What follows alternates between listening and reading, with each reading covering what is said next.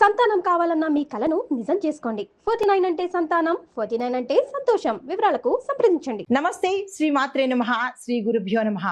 Suman TV ప్రేక్షకులకు స్వాగతం, సుస్వాగతం. నేను మీ Raghupriya, astrologist, psychologist, life coach, motivational speaker. ఈరోజు మనము జూలై నెల మాస ఫలితాలను తెలుసుకుందాము. ఇందులో భాగంగా ఈ మాసాన్ని మనము ఆషాఢ మాసం అంటాము. ఆషాఢ మాసము అంటే చంద్రుడు ఉత్తరాషాఢ పూర్వాషాఢ నక్షత్రంలో అంటే చంద్రమానం ప్రకారము చంద్రుడు సంచరించే నక్షత్రాన్ని బట్టి ఆ మాసానికి ఆ పేరు వస్తుంది.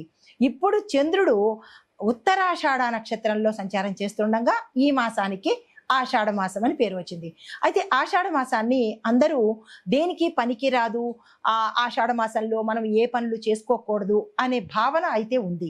అయితే ఈ మాసంలో మనము పూజలు వ్రతాలు చేసుకోవచ్చు, కానీ గృహప్రవేశాలు, ఉపనయనాలు, నామకరణాలు లాంటి శుభకార్యాలనైతే మనము చెయ్యము. అయితే ద్వాదశ రాశుల వారికి ఈ మాసంలో అనగా ఆషాఢము శ్రావణము కలగలిపిన ఈ మాసంలో ఎలా ఉండబోతోంది, స్త్రీలకు ఎలా ఉండబోతోంది, ఈ రాశిలో అంటే ఒక్కొక్క రాశిలో ఒక్కొక్క రంగంలో ఉన్న వాళ్ళకి, స్త్రీలకు, పురుషులకు, పిల్లలకు, ఉద్యోగస్తులకు, వ్యాపారస్తులకు, రాజకీయ నాయకులకు ఎలా ఉండబోతోంది అని సవివరంగా మీకు తెలియజేసుకుంటున్నాను. తదుపరి రాశి తులారాశి.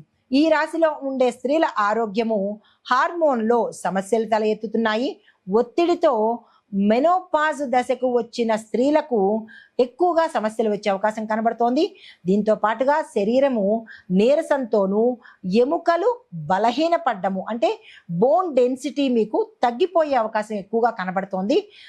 ఈ విషయంలో జాగ్రత్తలు తీసుకోండి. మానసిక స్థిరత్వానికి సాయపడే ఆహారం తీసుకోండి. అంటే ఫుల్ అగ్రెసివ్గా ఉండేవి, మసాలాలు, కారాలు, ఇలాంటివి, బయట ఫుడ్ ఇలాంటివి కొన్ని తగ్గించుకుని సాత్వికమైన సమతుల్యం కలిగినటువంటి అంటే బ్యాలెన్స్డ్ డైట్ అన్నమాట. ఇది కనుక తీసుకున్నట్టయితే కొంత ఉపశమనం కలిగి మీ ఆరోగ్యం మీ చేతుల్లో ఉంటుంది. అయితే జాగ్రత్తలు ఏం చేయొచ్చు అంటే కనుక ఇవి వంటింటి చిట్కాల లాంటి పరిహారాలు అన్నమాట.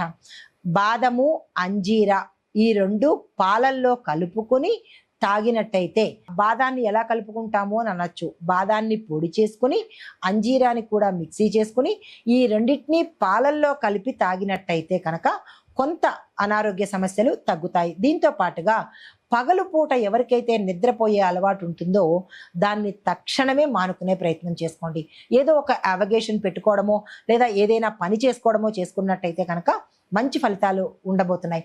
ఈ పగటి పూట నిద్ర ఆడవాళ్ళకి ఒబేస్ తెస్తుంది, అంటే ఊబకాయాన్ని తెచ్చిపెడుతుంది, మందబుద్ధిని తెచ్చిపెడుతుంది. కాబట్టి స్లిమ్నెస్ పోతుంది, మీలో అందం పోతుంది, ఊబకాయం వస్తుంది, మతిమరుపు కూడా వచ్చే అవకాశం ఉంది. ఈ మూడు కావాలంటే పగటిపూట నిద్రపోండి. మాకు వద్దు, మేము బాగుండాలి అని అనుకుంటే కనుక పగటిపూట నిద్రని పూర్తిగా అవాయిడ్ చేసేయండి.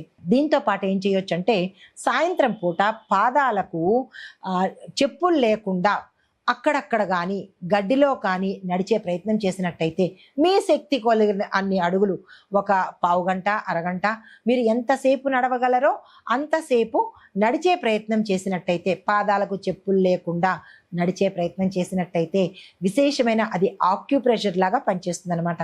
మన శరీరానికి స్విచ్ బోర్డ్ ఎక్కడంటే పాదాల్లోనే ఉంటుంది. కాబట్టి పాదాలలో అన్ని పార్టుల యొక్క స్విచెస్ అక్కడున్నాయి. కాబట్టి అన్ని పార్ట్లు సక్రమంగా పనిచేయాలంటే సాధ్యమైనంత వరకు మీ ఇంట్లో కానీ లేదా మీ ఆవరణలో కానీ చెప్పులు ధరించకుండా ఉంటేనే ఆరోగ్యం చక్కగా ఉంటుంది. ఈ పరిహారాలను తప్పనిసరిగా పాటించుకోండి.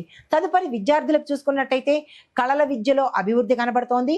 డిజైన్, ఫ్యాషన్ స్టడీస్ ఎవరైనా చేస్తున్నట్టయితే వాళ్ళకి విశేషమైన గ్రోత్ కనబడుతోంది. ఫోకస్ లోపించకుండా అంటే ఒకదాని మీదే ఫోకస్ పెట్టుకుని చదువుకున్నట్టయితే కనుక దానికోసం ప్రత్యేకమైన సమయం కేటాయించుకుని మీ గోల్స్ని రీచ్ అయ్యే అవకాశం కనబడుతోంది. ఈ 30 రోజులు వృధా చేసే ప్రయత్నం ఏ స్టూడెంట్ చేసుకోకండి.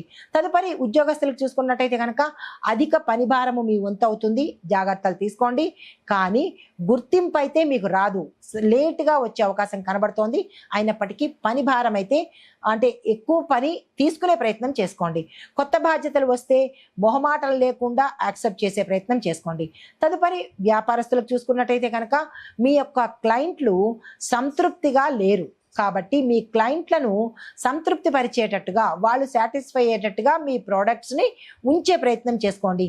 డెలివరీలు తక్కువ టైంలో అంటే ఎక్కువ సమయం తీసుకోకుండా రైట్ టైంలో మీరు డెలివరీస్ కనుక ఇచ్చినట్టయితే మీ క్లయింట్స్, మీ వినియోగదారులు సంతృప్తి పొందుతారు. అయితే నూతన ఉత్పత్తుల మీద ప్రజల యొక్క స్పందన మెరుగుపడే అవకాశం ఉంటుంది. ఎప్పటికప్పుడు కొత్త కొత్త ఉత్పత్తులను మీ వ్యాపార జాగాలో ప్రవేశపెట్టుకోండి. వ్యవసాయదారులకు చూసుకున్నట్టయితే కనుక పువ్వులకు సంబంధించిన పంటలు, తులసి, అశ్వగంధ ఇలాంటి ఔషధ పంటల మీద దృష్టి పెట్టే ప్రయత్నం చేసుకోండి. పచ్చదనం పెంచే కార్యక్రమాలలో పాల్గొంటే కూడా ప్రభుత్వం యొక్క మద్దతు మీకు ఉంటుంది కాబట్టి ఆయా కార్యక్రమాలలో పాల్గొనండి. రాజకీయ నాయకులకు చెప్పినట్టయితే మాట్లాడే శైలి మెరుగుపరిచితే కనుక మీ మీద ప్రజలకు విపరీతమైన ఆకర్షణ కలుగుతుంది, ఆ ప్రయత్నాలు చేసుకోండి. మహిళా నాయకులు అనూహ్యమైన గెలుపును సాధించే అవకాశము ఈ నెలలో కనబడుతోంది. మీరు ఏదైనా పదవులకు పోటీ చేయాలనుకుంటే మహిళా నాయకులు తప్పనిసరిగా డెసిషన్ తీసుకోండి. అయితే వాతావరణ పరంగా చూసుకున్నట్టయితే వాతావరణంలో ఉష్ణోగ్రత లెవెల్స్ చాలా తక్కువగా ఉన్నాయి. చర్మ వ్యాధులు, నీటికి సంబంధించిన జలుబు కానీ విరోచనాలు కానీ ఇలాంటి జల సంబంధిత దోషాలు ఎక్కువయ్యే అవకాశం కనబడుతోంది. సాధ్యమైనంత వరకు బయట ఫుడ్ ఎక్కువగా తినకుండా ఉంటేనే మంచిది. కుటుంబ పరంగా చూసుకున్నట్టయితే కనుక కుటుంబంలో చిన్న చిన్న తగాదాలు వచ్చేటట్టుగా ఉంది. సర్దుబాటు ధోరణి కూడా లోపించవచ్చు. అయితే పిల్లల చదువు విషయంలో ఒత్తిడి ఎక్కువగా పెరిగే అవకాశం కనబడుతోంది. బ్యాలెన్స్ చేసుకునే ప్రయత్నం చేసుకోండి.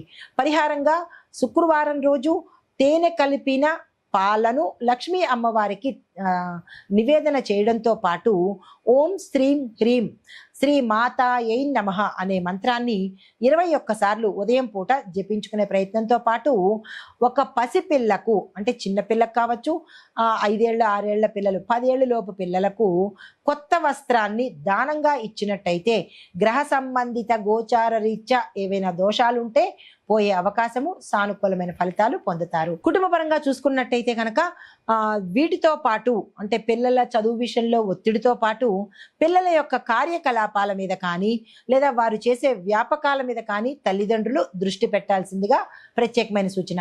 అయితే మరి ఒకటి ఏంటంటే ఎవరైనా స్థిరచరాస్తులు కొనుగోళ్ళకు కానీ లేదా కోర్టులో మేము పలానా సమయంలో కేసులు వేస్తున్నాము, వేయచ్చా వేయకూడదా, లేదా వేసినవి మీ పట్ల రావడం లేదు, ఇలాంటి వాటికి ఇది అనుకూలమైన సమయము. కాబట్టి ఎవరైనా కోర్టులో స్థిరచరాస్తుల కోసం ఫైల్ చేసుకోవాలన్నా చేసుకోవచ్చు. కొంతమందికి మీ స్థిరచరాస్తులు మీ పట్ల అనుకూలంగా తీర్పు వచ్చే అవకాశం కూడా ఇక్కడ కనబడుతోంది. అయితే కుటుంబంలో గతంలో ఆగిపోయిన పనులు అంటే గృహ నిర్మాణం కావచ్చు లేదా భూమిని కొనుగోలు చేయడంలో కావచ్చు, ఇలా మీరు ఏదైతే పనులు తలపెట్టారో ఆ తలపెట్టిన పనులు మధ్యలో ఆగిపోయినవి ఈ సమయంలో మీరు తిరిగి ప్రారంభించే ప్రయత్నాలు చేసినట్టయితే కనుక త్వరగా ముందుకెళ్లే అవకాశాలు కనబడుతున్నాయి.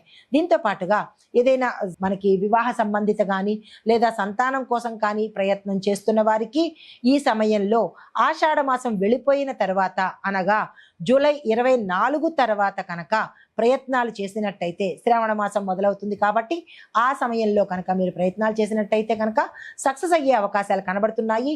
ఇప్పుడు వివాహానికి సంబంధించిన చర్చలు జరిపించండి, నిర్ణయాలైతే మాత్రం తీసుకోకండి. ఏవైనా కార్యక్రమాలు జరిపించాలంటే కనుక జూలై 24 తర్వాతనే ఆ ప్రయత్నాలు చేసినట్టయితే కనుక సానుకూలమైన ఫలితాలు పొందుతారు. నమస్తే.